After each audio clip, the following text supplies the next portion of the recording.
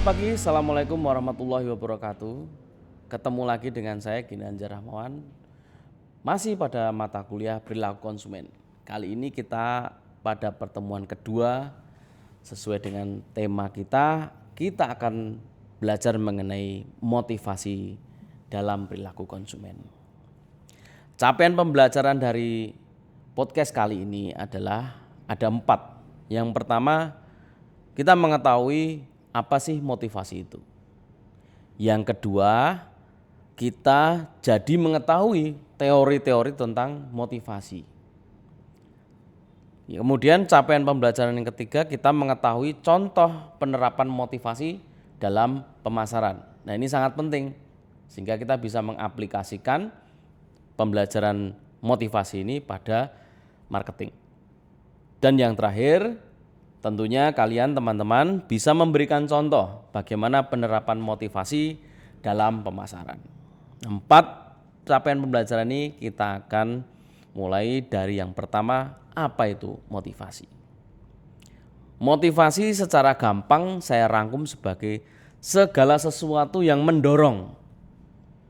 Untuk apa? Untuk bertindak, membeli atau tidak membeli produk atau jasa. Apapun itu, sesuatu hal yang mendorong kita untuk membeli, itulah motivasi. Secara gampangnya seperti itu. Kalian juga bisa mendapatkan definisi tentang motivasi di buku-buku yang sudah tertera pada silabi atau RPP, RPS mata kuliah ini. Tetapi secara singkat, motivasi adalah segala sesuatu yang mendorong untuk melakukan, membeli atau tidak membeli suatu produk. Saya kasih contoh di sini, ingin bisa bekerja cari uang buat makan. Itu suatu motivasi kan? Motivasinya ingin memiliki masa depan yang cerah. Itu juga motivasi. Tapi ada juga mahasiswa yang mau kuliah ingin mengangkat derajat keluarga, itu juga motivasi dia. Ada juga yang ingin kuliah untuk dihargai sebagai orang hebat. Ada juga motivasi seperti itu. Ada juga yang kuliah untuk mengejar passion atau apapun. Ada kuliah yang pengen memiliki gelar misalkan ya. Nah, dari motivasi ini yang tentunya berbeda-beda antara mahasiswa satu, mahasiswa lain. Nah, itulah motivasi kalian untuk kuliah, untuk bertindak, membeli, atau di sini dalam hal ini contoh ini adalah untuk kuliah. Ya, jadi si A mungkin motivasinya agar bisa kerja, karena kuliah lulus bisa kerja. Ada yang memiliki masa depan yang cerah, termotivasi dengan masa depan yang cerah.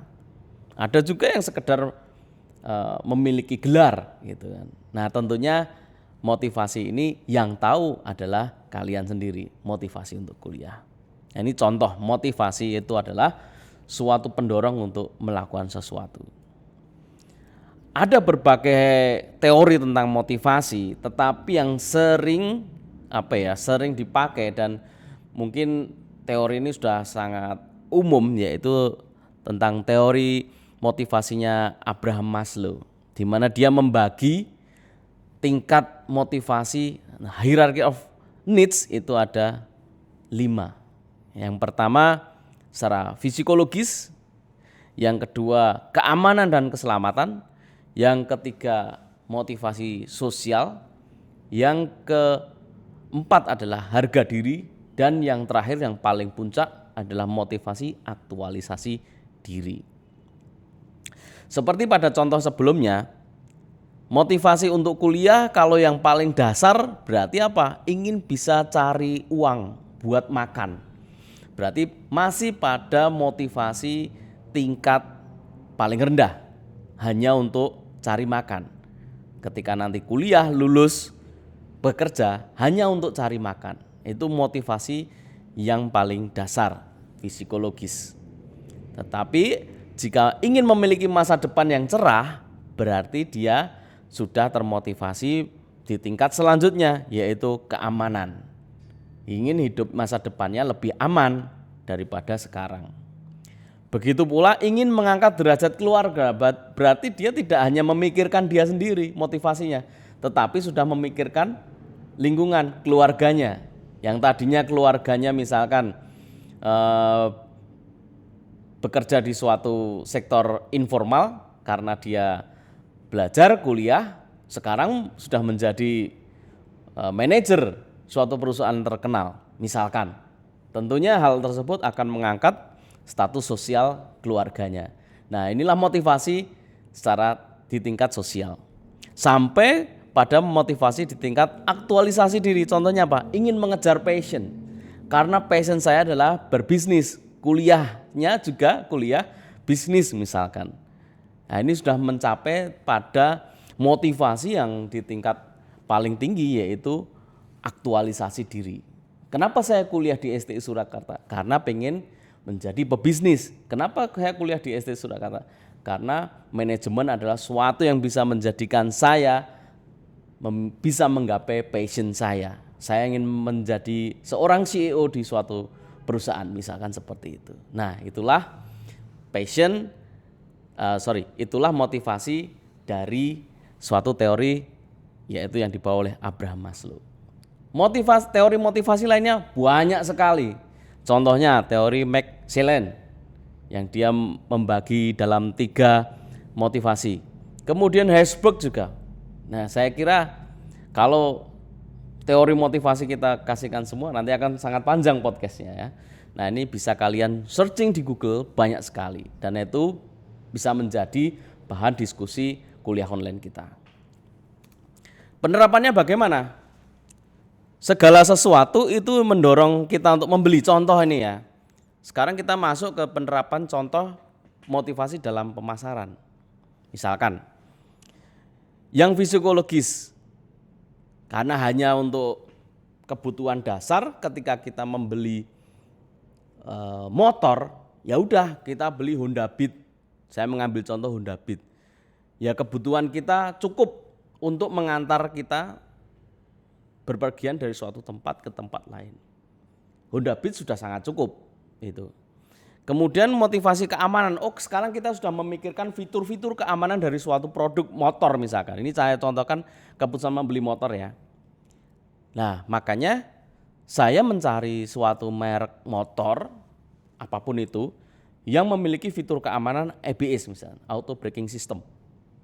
Nah, misalkan pilihan konsumen saya sebagai konsumen jatuh kepada motor Honda PCX yang memiliki sistem keamanan ABS. Jadi bukan lagi kebutuhan dasar untuk berpergian, tapi berpergian dengan selamat. Nah, itu dia. Makanya saya membeli Honda PCX.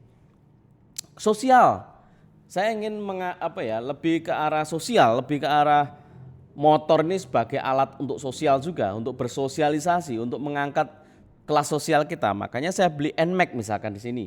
Karena apa? Karena saya berpandangan bahwa klub NMAX ini banyak sekali yang bergabung dan di situ banyak sekali network dan di situ banyak sekali orang-orang yang kelas sosialnya menurut saya menengah ke atas gitu. Makanya saya membeli NMAX itu dengan motivasi sosial. Ada juga yang membeli Ninja 250 karena faktor harga diri. Nah, ini yang sering anak-anak muda nih ya, kalau pacaran, kalau punya pacar, apel dengan naik Kawasaki Ninja 250 misalkan, itu akan mengangkat prestis. Nah, ini juga sebagai contoh. Sekali lagi merek-merek tersebut semua bagus. Di sini hanya kita ambil sebagai contoh. Dan untuk aktualisasi diri misalkan kita memilih Harley Davidson. Kalau secara fungsi nggak mungkin akan dipakai untuk harian. Tetapi karena motivasinya adalah aktualisasi diri, mengaktualisasikan diri. Who am I? Siapa saya? Maka dia membeli motor Harley Davidson. Nah, inilah penerapan dalam pemasaran. Nah, untuk PR pada pertemuan kedua ini, sekarang your turn. Giliran kalian memberikan contoh kepada saya yang bisa ditulis di dalam diskusi online. Kira-kira kalau membeli sebuah HP apa yang kalian beli ketika motivasi kalian secara psikologis? Kira-kira HP apa yang kalian beli jika motivasi kalian keselamatan dan keamanan.